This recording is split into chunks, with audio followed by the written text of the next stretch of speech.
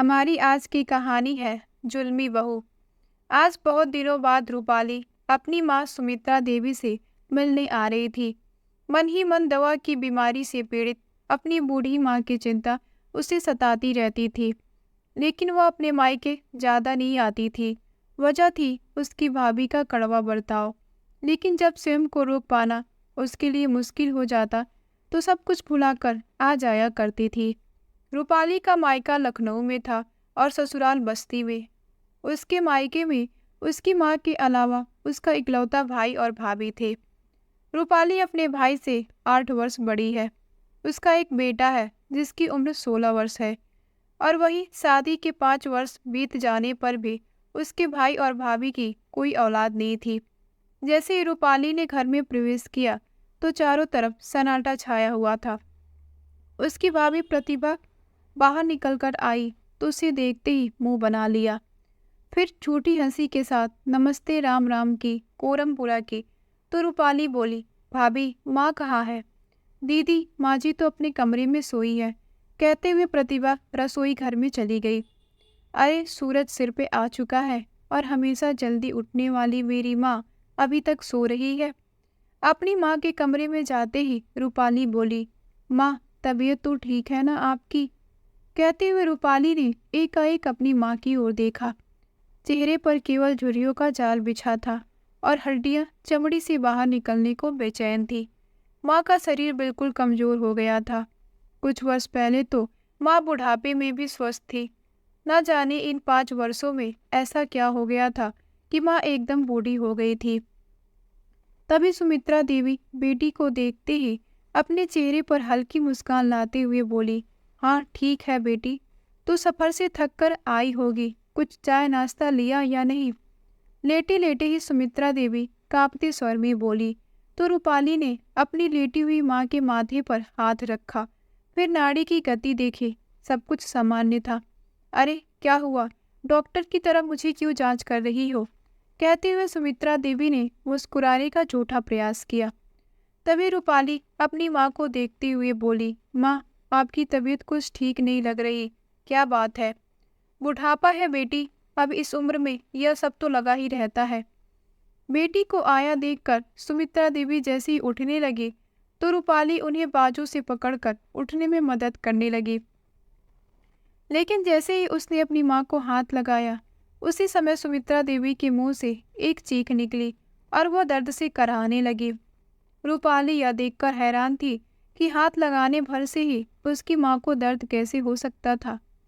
माँ के मना करने के बाद भी कारण जानने की वजह से उसने तुरंत अपनी माँ की बाजू से शॉल हटाई और ध्यान से देखा तो उसकी हैरानी का ठिकाना ना था।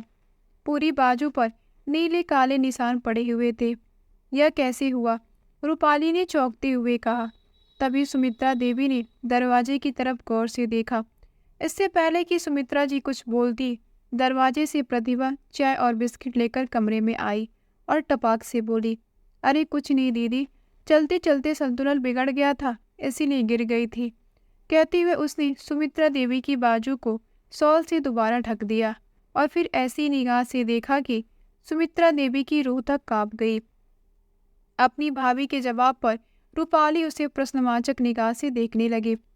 इस बात पर यकीन कर पाना उसके लिए मुश्किल था, लेकिन फिर बोली, कोई दवाई नहीं ली क्या? हाँ बेटी, तेरे भाई ने दवाई लाकर दी थी, अब दर्द में भी आराम है।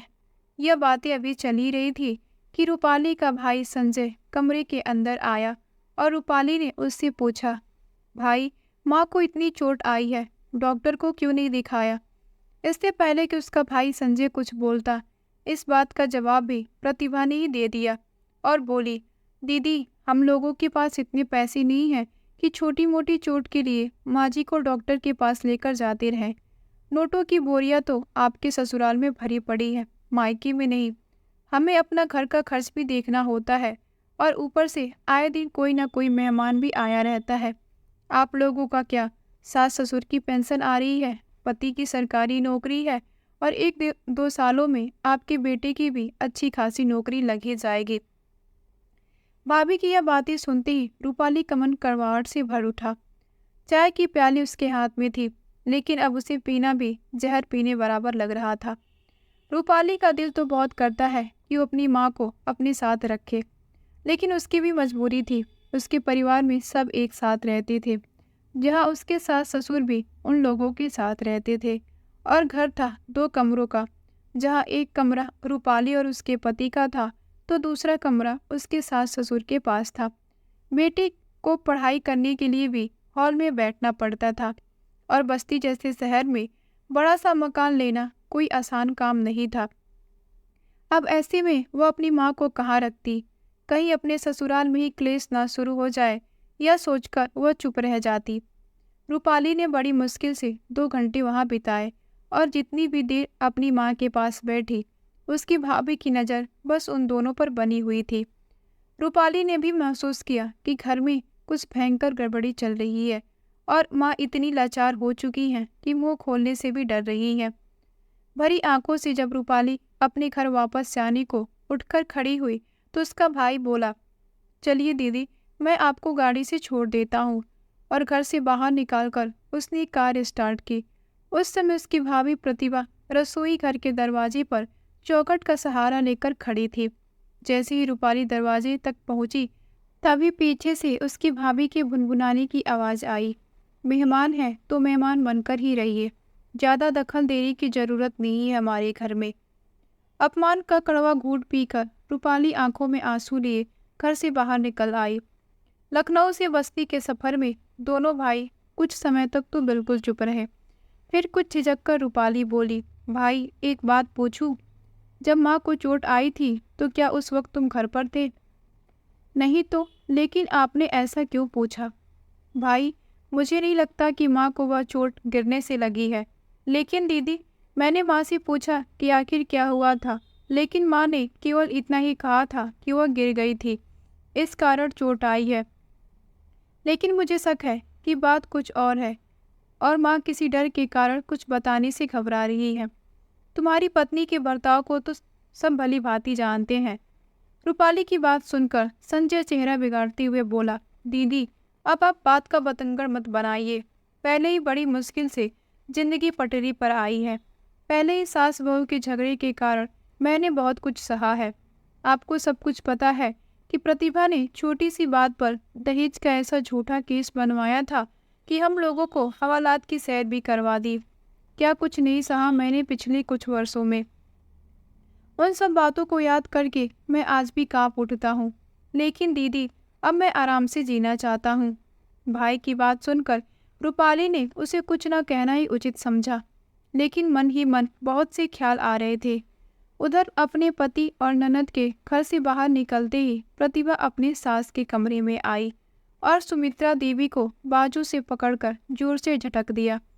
चोट के कारण सुमित्रा देवी के मुंह से जोर की आवाज़ निकली।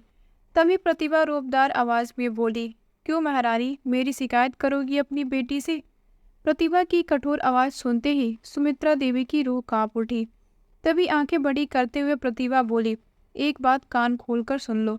अगर घर की बात बाहर निकली तो अपने पापा से कहकर दहेज का केस में तुझे और तेरे परिवार को ऐसा फंसाऊंगी कि नानी याद आ जाएगी। नहीं बहू, मैंने तो किसी को कुछ नहीं बताया। सुमित्रा देवी बड़ी आवाज़ में बोली, हाँ, और बताना भी मत। तो प्रतिभा ने चेतावनी दी और फिर बोली, यह क्या आराम करने का समय है तुम्हारा?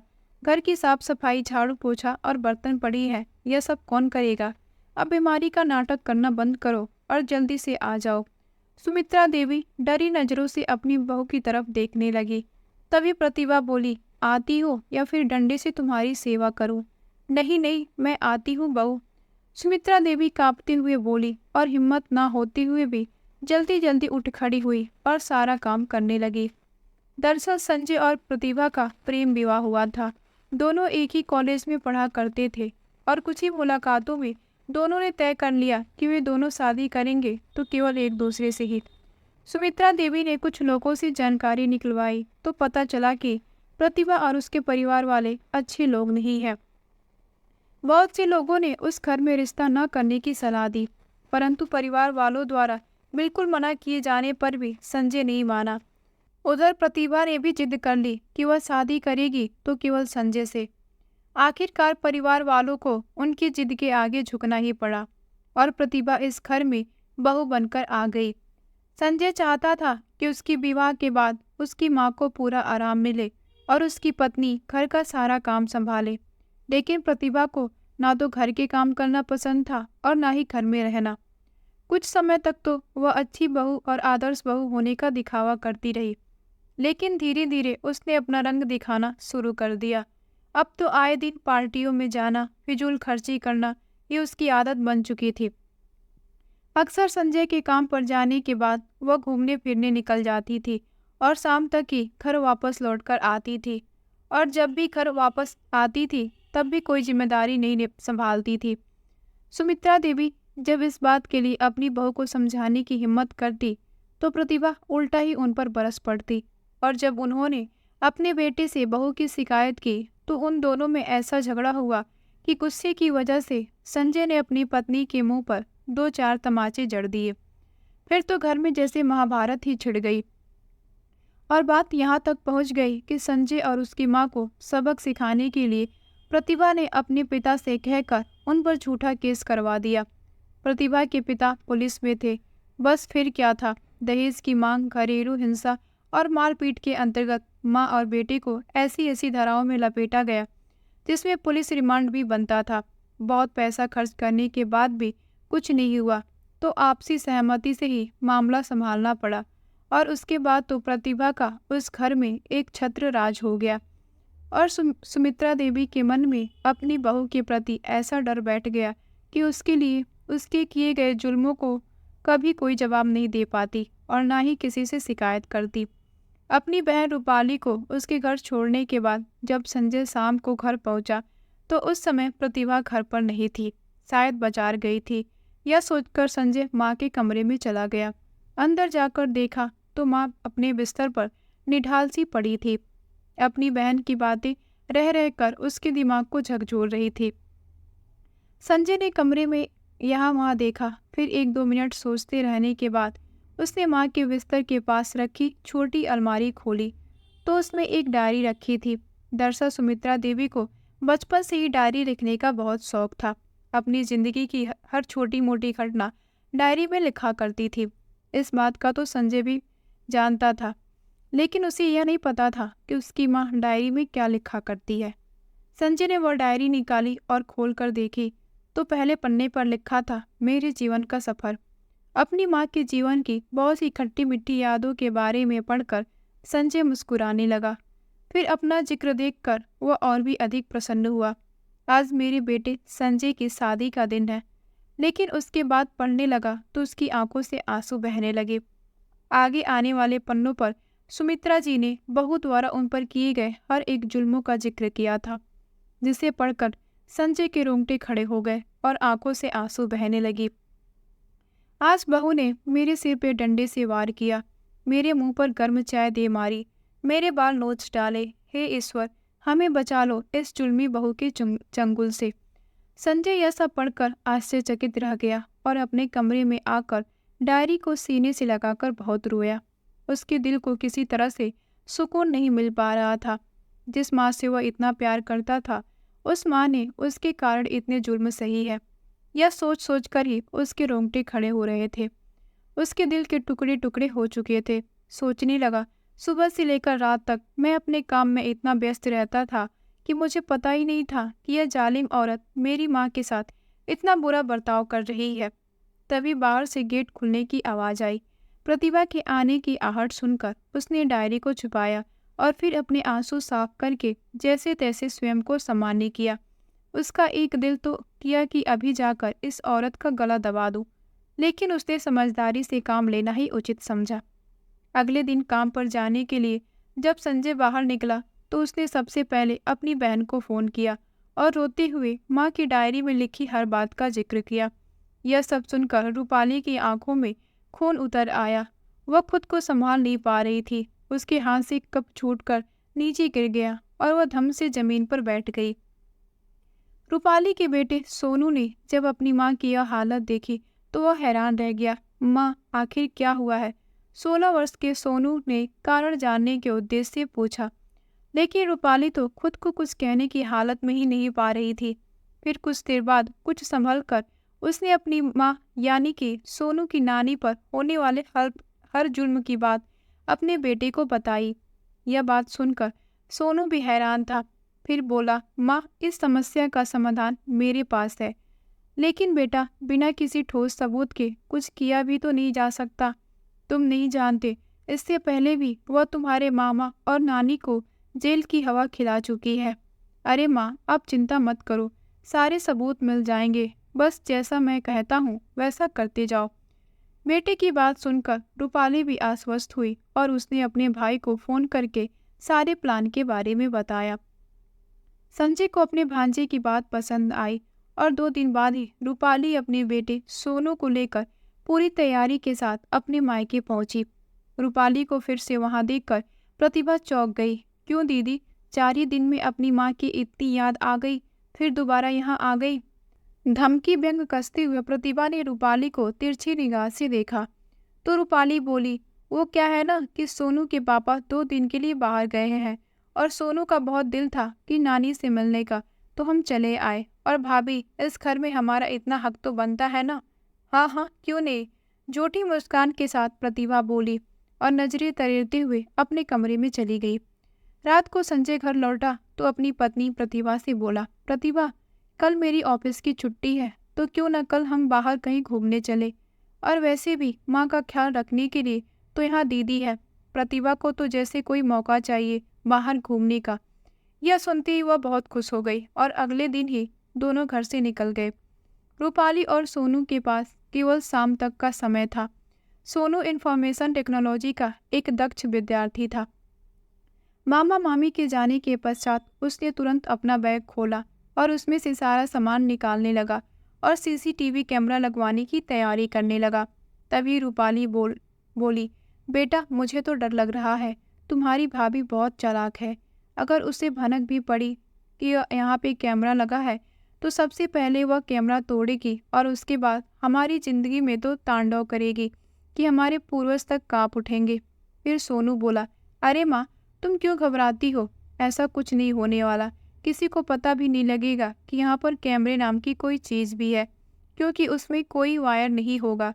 फिर एक कैमरा निकाल कर बोला, यह देखो माँ, आपके नाखून से भी छोटा कैमरा है। नज़र आने का तो सवाल ही पैदा नहीं होता। और इसका डिवाइस भी मैं ऐसे छुपा दूंगा कि मामी को भनक तक नहीं लगेगी। और घर में जो कुछ भी हो रहा है उसकी लाइव फुटेज आपके और मामा के मोबाइल में आती रहेगी। इधर सोनू ने पूरे घर में सीसीटीवी कैमरा लगवा दिए तो वहीं संजय ने भी अपनी ही जान पहचान का एक लोकल मीडिया कर्मचारी घर पर भेज दिया। लोकल न्यूज वाले ने भी एक कैमरा सुमित्रा देवी के कमरे में लगी घड़ी में फिट करवा दिया और रूपाली ने वह घड़ी वापस उसी जगह पर लगा दी। सुमित्रा देवी यह सारा नज़ारा प्रश्नवाचक निगाह से देखी जा रही थी। तभी सोनू बोला, नानी, हमने यहाँ कैमरा लगवाए हैं। अब मामी जी जो कुछ भी करेंगी कैमरे में रिकॉर्ड हो जाएगा। जल्द ही सब कुछ अच्छा हो जाएगा। यह सुनकर जहाँ सुमित्रा देवी आश्वस्त हो गई, वही रूपाली की चिंता और बढ़ गई कि अगर यह बात माँ को पता चल गई तो माँ अपने पेट में ज़्यादा दिन तक इस बात को छिपा नहीं पाएगी और अगर ऐसा हो गया तो कयामत आ जाएगी। रात के समय संजय अपनी पत्नी प्रतिभा के साथ वापस लौटा। वे दोनों खाना बाहर से ही खाकर आए थे, इसलिए प्रतिभा अपने कमरे में सोने चली गई। रूपाली भी खाना बनाकर सबको खिला चुकी थी। आज बहुत समय बाद सुमित्रा देवी को सुकून से खाना खाने को मिला था। फिर संजय सोनू के पास आया और धीमी आवाज में बोला, काम हुआ क्या? तो सोनू ने मुस्कुराते हुए कहा, जी मामा जी, सारा काम अच्छे से हो गया है। बस आप मोबाइल में फुटेज पे नज़र बनाए रखना। जैसे ही कुछ गड़बड़ होने लगे तुरंत पुलिस को फ़ोन कर देना। अगले दिन सुबह सुबह संजय अपनी बहन को बस्ती छोड़ने चला गया। वापस लौटकर आने पर करीब 10 बज गए। संजय घर लौटा तो प्रतिभा बोली, आखिर आप लोगों का यह चल क्या रहा है? हर रोज आपकी बहन यहाँ क्यों टपक पड़ती है? तो संजय ने कहा, यह उसका मायका है और वह जब चाहे, जितने दिनों के लिए चाहे, अपने मायके में आ सकती है। ऐसा कहते हुए संजय अपने कमरे में गया और अलमारी खोलकर कुछ ढूंढने लगा। तभी प्रतिभा भी पीछे आ गई और ऊंची आवाज में बोली, हाँ हाँ, क्यों नहीं, तुम नौकरों की तरह उसकी सेवा चाकरी करते रहो। फिर संजय परेशान होते हुए बोला, इसमें कौन सी बड़ी बात हो गई? अच्छा वह सब छोड़ो, 3-4 दिन पहले मैंने अलमारी में 1 लाख रुपए रखे थे, वह मुझे मिल नहीं रहे, क्या तुमने उठाए थे? संजय ने पूछा।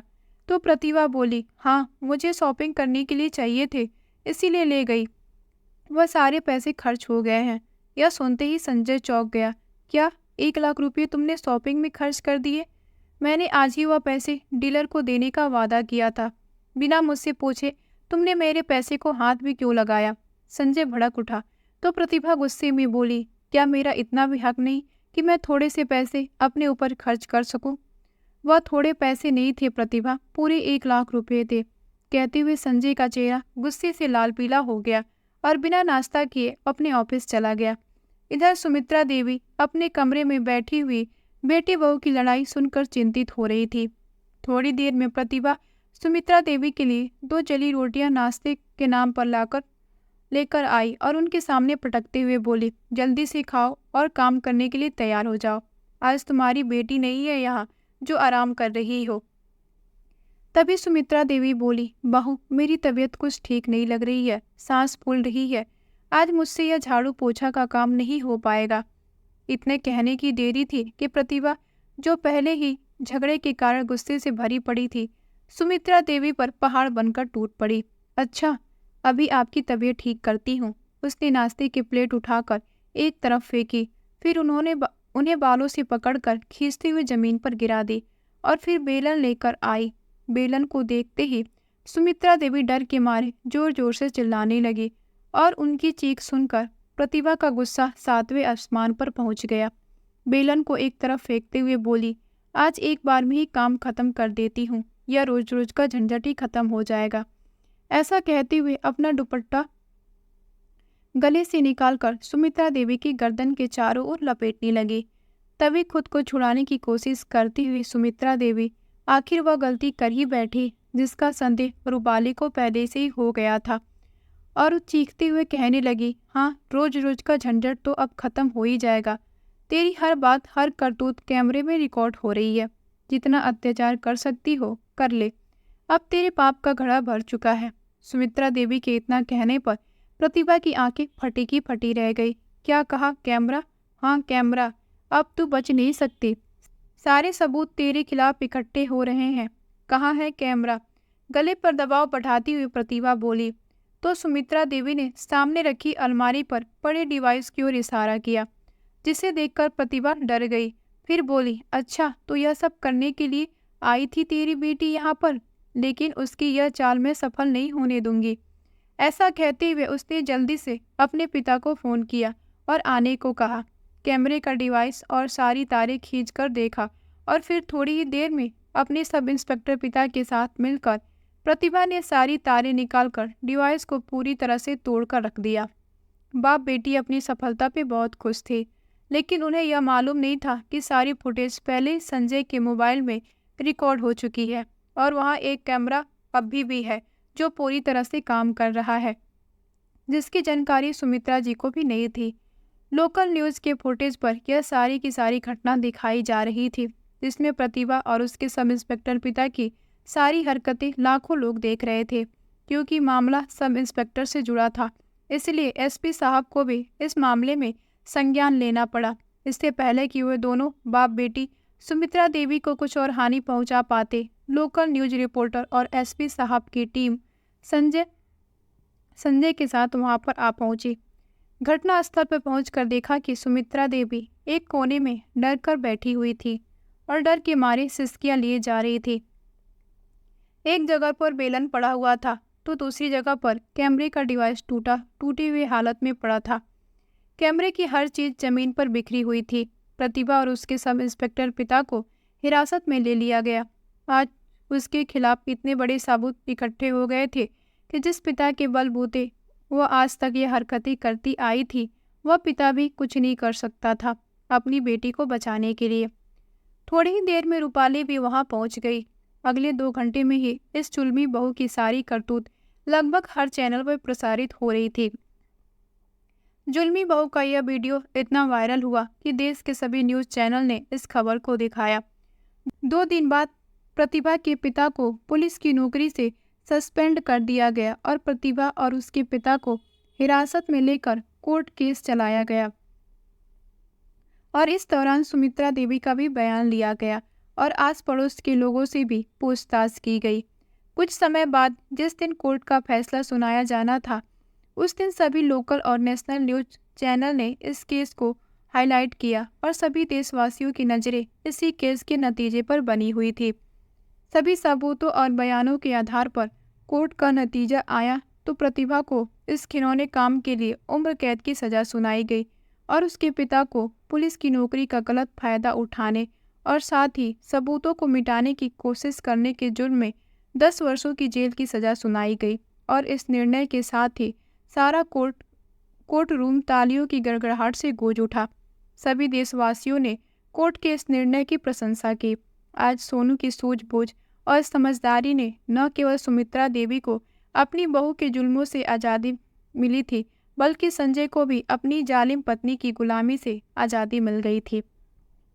दोस्तों, जब किसी व्यक्ति का पाप का घड़ा भर जाता है तो उस व्यक्ति की मदद ना तो भगवान कर सकता है और गलत का साथ देने वाला भी उतना ही पाप का भागीदारी बनता है जितना कि गलत करने वाला, क्योंकि उसका गलत साथ अक्सर कई जिंदगियों को उजाड़ कर रख देता है।